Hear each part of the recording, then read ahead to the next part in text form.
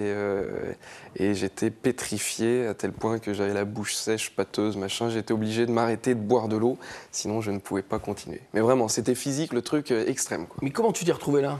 Comment je me suis retrouvé là? Parce que j'ai un ami qui s'appelle Nicolas Plisson, qui m'a fait, voilà, qui a voulu que je fasse de la scène. Il m'a présenté Monsieur Kader Aoun. Auteur, metteur en scène de plein de jolies choses. Et Kader m'a dit, bah, écoute, si tu veux faire de la scène, viens jouer au Paname. Et c'est comme ça que j'ai fait mes premiers pas sur scène. Et la deuxième fois, c'était en première partie d'Anne Roumanoff, chez moi, à Roissy-en-Brie, devant 600. Donc j'ai fait 60 personnes, 600 personnes en 7 jours. Et pareil, j'étais pétrifié et tout, mais c'était un beau souvenir. Il y avait déjà la fibre, tu écrivais déjà des textes, Oui, à la radio, j'écrivais pour moi et puis j'écrivais également pour Jérôme Commandeur. Et puis ouais, l'envie de monter sur scène et puis franchir le cap qui n'est pas forcément évident. Mais sauf que quand on y a goûté une fois, si ça a un petit peu marché, on a envie d'y retourner tout de suite derrière. Alors, je vais te poser une question qui va te sembler certainement un peu cavalière, mais quel âge as-tu? 23 ans. 23 ans. Donc tu me dis que ça fait 6 ans, 7 ans que tu fais ça? Oui. Donc 18 ans. À 18 ans, tu écrivais des textes pour les autres? Non, déjà racheté par le groupe Europe 1. Ouais. Et c'est comme ça que j'ai glissé sur Europe 1 et que j'ai ensuite les rencontres qui font que j'ai écrit un petit peu pour les autres et puis pour moi. Oui, mais n'empêche. Toujours respectueux et comment dire. Et puis, si possible, oui, non, marrant, essayer de choper les petits trucs dans la vie du quotidien et puis essayer d'aller sur des thèmes pas forcément utilisés, voilà, le métro, etc. On essaie de pas en parler et on parle du bus, qui est un sujet... Mieux, tellement mieux. Voilà, Le tram. Le tram, le Tellement plus Vélib, le Biclou, tout ce que vous voulez. On va regarder tout de suite un extrait. Avec plaisir. De toi, chez You Humour, la 2e édition à Nantes. Et puis on en reparle juste après. Allez. D'accord ? Allez. Tout le temps avec mon smartphone, j'ai même rencontré ma copine grâce à mon téléphone, grâce à l'application adopteunmec.com. Te moque pas, c'est vrai. Non, je me baladais comme ça, je voyais toutes les photos de profil et là, le coup de foudre. Elle était belle, elle avait un magnifique pull mohair noir sur sa photo de profil. On s'est rencontrés, on a bu un verre et c'est là où je me suis rendu compte qu'il était torse nu, en fait, sur sa photo de profil. Portugaise, c'est marrant. Des Portugais dans la salle, juste pour voir. Faites un cri, c'est un barbecue. Ah oui, là-bas, c'est vrai? Non, t'es une vraie Portugaise ou pas? C'est vrai, ton père est plombier et ta mère est maçon? Non. Non, je déconne, j'adore le Portugal. Et ma copine n'a pas tant de poils que ça, c'est vrai. En revanche, le peu de poils qu'elle a, Bouloche, qui est un cas très rare dans l'histoire du poil, quand même, ça je tiens à le signaler. Et pour être tout à fait honnête avec vous, messieurs, dames, elle est mi-portugaise, mi-roumaine. Pour vous faire un résumé de la situation, est capable de réparer ce qu'elle vole. En gros, le...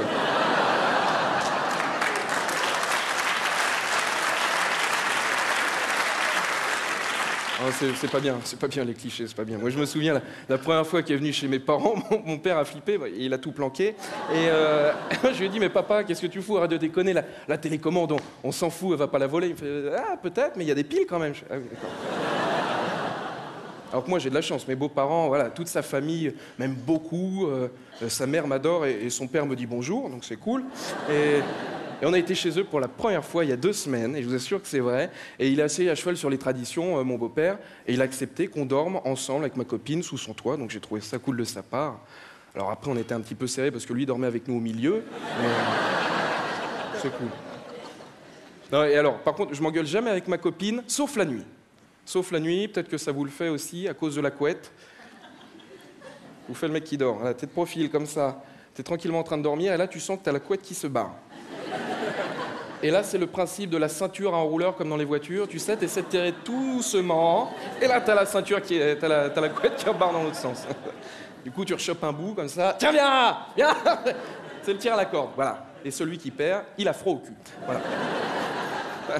Non, je suis un romantique, attention madame, je suis un grand romantique. On a été la semaine dernière au resto, c'était très sympa. En revanche, on a été emmerdés pendant qu'on mangeait par un Pakistanais. Je ne sais pas si ça vous le fait aussi à Nantes, à Paris, ils sont très présents, tu sais. Pendant que tu bouffes, ils viennent, ah, rose, machin. Voilà. Alors, on ne va pas parler du Pakistanais qui vend des roses, on s'en fout. Par contre, est-ce qu'on peut parler 2 secondes de son frère? C'est le mec qui arrive derrière et qui te vend les pistolets à bulles de savon, les boules rebondissantes et les porte-clés lumineux. est-ce qu'on peut analyser 2 secondes le plan marketing de ces gens-là, s'il vous plaît? Parce qu'autant les couples, les roses, la cible, les claques, les coupes, c'est bon, ça marche. En revanche, les jouets... Chérie, qu'est-ce que tu veux? Oui, on est en train de manger. Un pistolet à bulle de savon ou une boule rebondissante? Alors... Ah, tu sais pas, hein? Ah, le pistolet, très bon choix. Tu feras pas la con avec dans le lit ce soir, hein? Attention, je te regarde. Ah, les mecs, ils sont sur tous les coups, hein. Il pleut, ils vendent des parapluies, il fait chaud, des bouteilles d'eau. Avec les marrons chauds, ça, je sais pas qui en bouffe. Ça,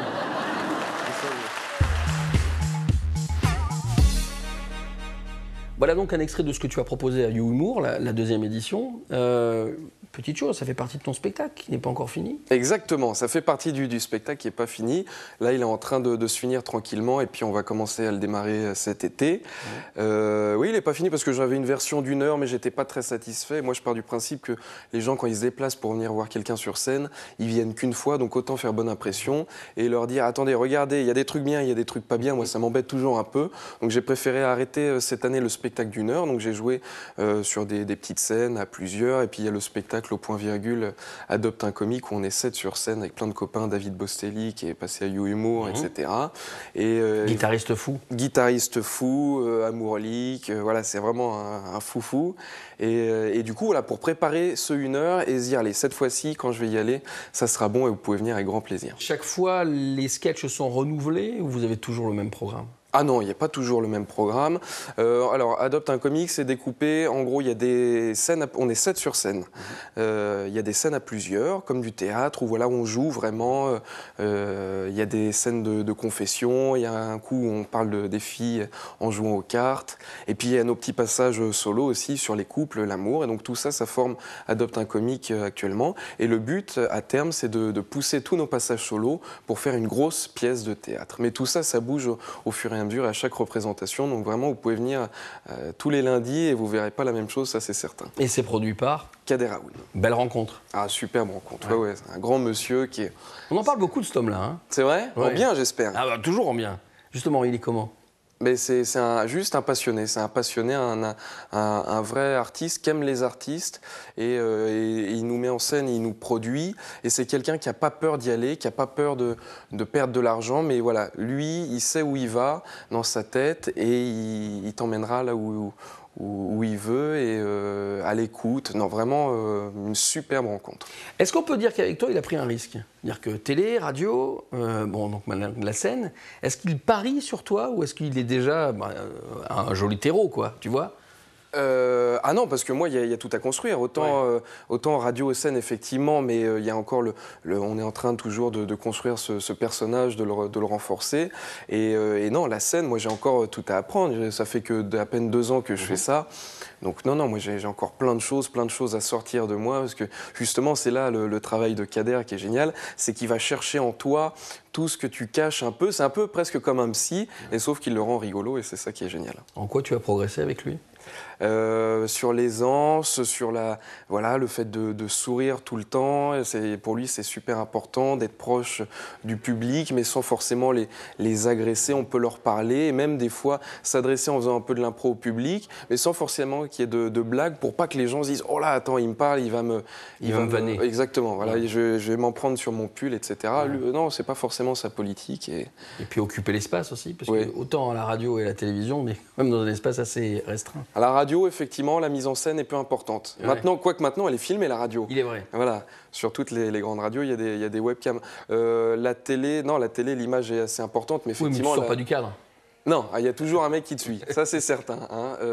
Et non, la mise en scène, oui, autant à Paris, souvent au point virgule, c'est des scènes relativement réduites, mais là, comme on a vu à Nantes, la scène elle est énorme, donc il y a vraiment un travail de mise en scène à faire et s'adapter partout, et ça c'est pas évident. Tu te vois comment demain?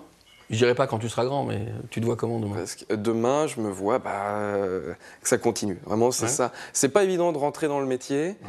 Et c'est pas évident d'y rester, et effectivement, voilà, d'y rester, et de grandir progressivement, de monter les marches une à une, si possible de pas en redescendre, et de pas oublier les copains en chemin, et de voilà.